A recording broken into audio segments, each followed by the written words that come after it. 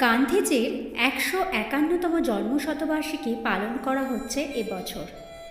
২রা অক্টোবর ভারতের জাতীয় ছুটি ও আন্তর্জাতিক অহিংসা দিবস হিসেবে পালিত হয়।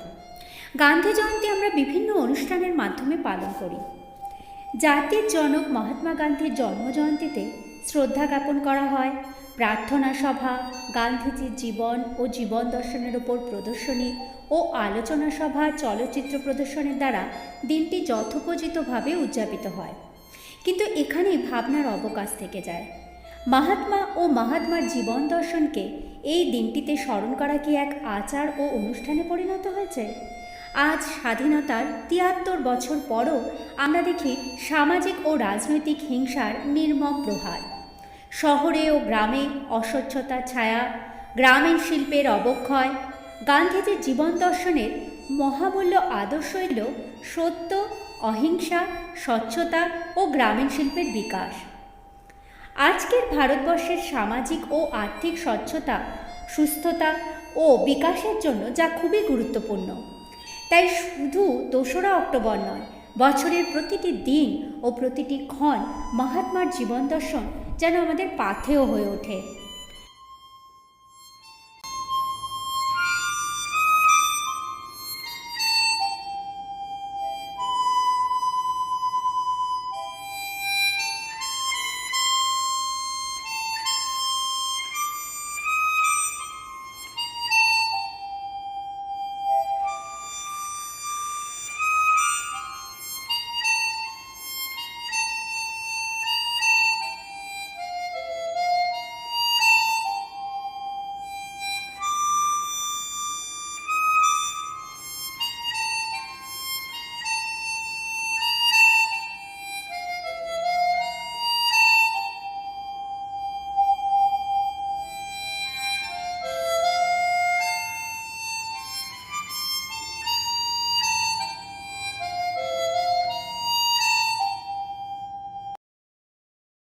রবীন্দ্রনাথের সাথে গান্ধীজির বা গুরুদেবের সাথে মহাত্মার পরস্পরকে এই সম্বোধনেই ডাকতেন তারা। পারস্পরিক সম্পর্ক সমগ্র মানব সভ্যতার ইতিহাসে এক বিরল, শিক্ষণীয় এবং উপভোগ্য নিদর্শন। রতনে রতন চেনে এই বাংলা প্রবাদটির সদর্থক রূপটি মূর্ত হয়ে উঠেছিল কালজয়ী, অন্তঃঐশ্বর্যে ভরপুর, জগৎবিখ্যাত এই দুই মহামানবে। চলার পথে মতের মিল ও অমিল নিশ্চয়ই থাকবে, তাতে হিংসা ও বিদ্বেষ নয়। একে অপরের ভাবনার প্রতি শ্রদ্ধা আমাদের এগিয়ে নিয়ে যেতে সাহায্য করবে। কবিগুরু ও মহাত্মা গান্ধী ছিলেন মূল চিন্তাবিদ। তারা বিভিন্ন ব্যাপারে ভিন্ন মত পোষণ করতেন, যেমন ভারতবর্ষের ধারণা, জাতীয়তাবাদ, রাজনৈতিক পদ্ধতি। কিন্তু একে অপরের প্রতি ছিল অসীম শ্রদ্ধার সম্পর্ক। তারই কিছু দৃষ্টান্ত তুলে ধরছি আমরা। রবীন্দ্রনাথের সঙ্গে প্রথম যখন শান্তিনিকেতনে গান্ধীজির দেখা হয়, তখন আশ্রমের কিছু নিয়মকানুন গান্ধীজির পছন্দ হয়নি। উনি চেয়েছিলেন ছাত্ররা পড়াশোনার সাথে সাথে নিজেদের কাজ নিজেরাই করুক। ওনার মনে হয়েছিল যে আশ্রমের ছোট ছোট কাজের জন্য আলাদা করে কোনো চাকর রাখার দরকার নেই। এরপরেই 10ই মার্চ 1915 সালে রবীন্দ্রনাথের সম্মতি নিয়ে গান্ধীজি সেলফ হেল্প মুভমেন্টের শুভারম্ভ করেন। এই দিন থেকে শান্তিনিকেতনের সব শিক্ষক ও ছাত্ররা নিজেরা প্রাঙ্গণের পরিষ্কার পরিচ্ছন্নতা করে ও এই দিনটিকে শান্তিনিকেতনে গান্ধী পুনয়া নামে উল্লেখ করা হয়।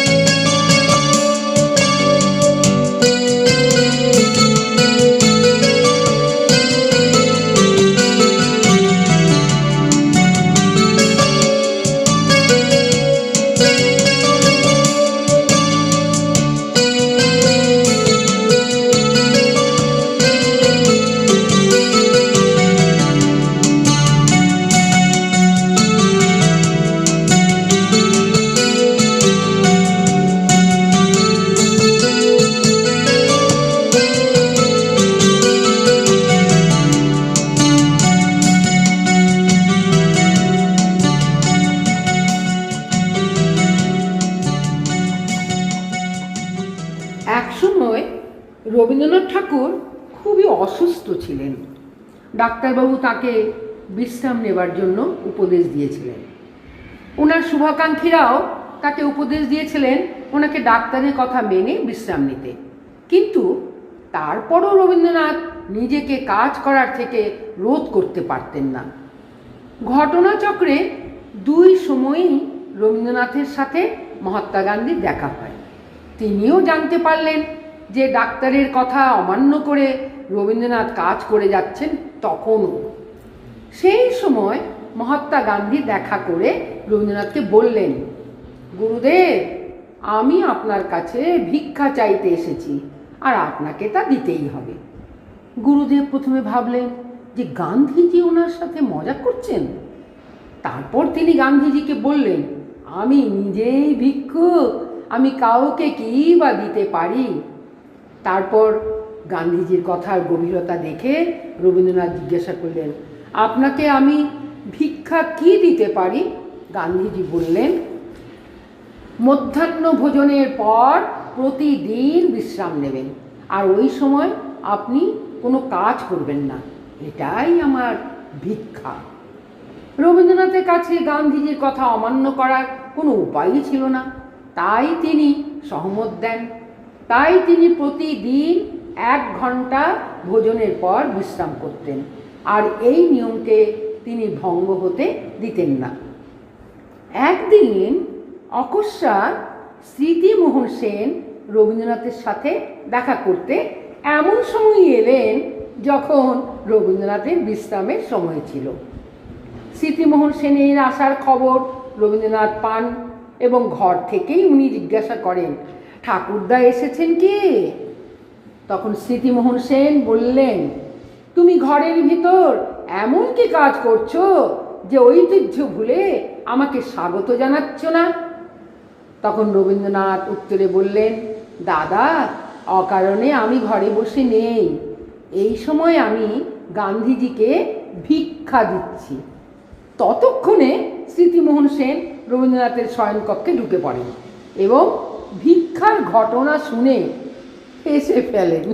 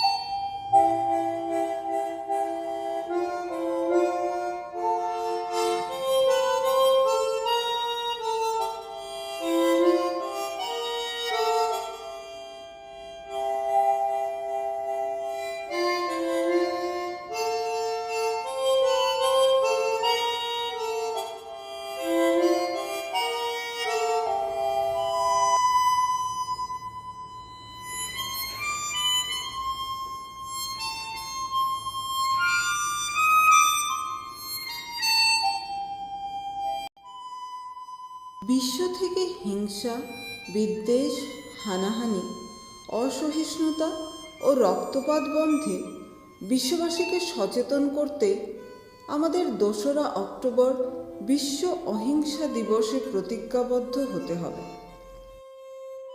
আমরা আমাদের বাড়ির অঙ্গন ও প্রাঙ্গণ পরিচ্ছন্ন রাখতে সর্বদা প্রচেষ্ট, কিন্তু বাড়ির গণ্ডির বাইরের পরিচ্ছন্নতা ও স্বচ্ছতা সম্বন্ধে কখনো বা উদাসীন।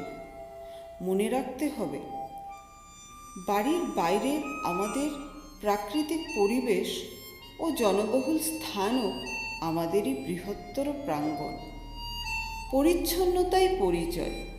গান্ধীজির এই কথাকে মনে রেখে চলুন আজ আমরা অঙ্গীকারবদ্ধ হই, প্রতিদিন আমাদের স্বল্প প্রয়াসে এক স্বচ্ছ ও পরিচ্ছন্ন পরিবেশ গড়ে তুলতে, এক সুন্দর ভারতের লক্ষ্যে।